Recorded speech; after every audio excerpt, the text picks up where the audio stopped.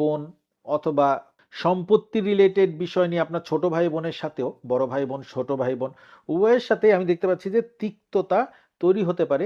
একটা খুব তিক্ত তর্ক শুরু হতে পারে, যা এই সময় আপনাদের পরিবেশটাকে অনেক বেশি খারাপ করে দিবে।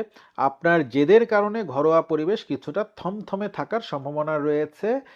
যদি এরকম হয় যে আপনার বিবাহিত জীবনে আপনি জেদাজেদি করেন আপনার সন্তান বা জীবনসঙ্গীর সাথে, সেক্ষেত্রেও কিন্তু পরিস্থিতি থমথমে হয়ে যাবে। এমনটি আমি লক্ষ্য করছি মা বাবার সাথেও এই সময় অনেকের দেখা যাবে যে সম্পর্কটা খুব একটা ভালো যাচ্ছে না।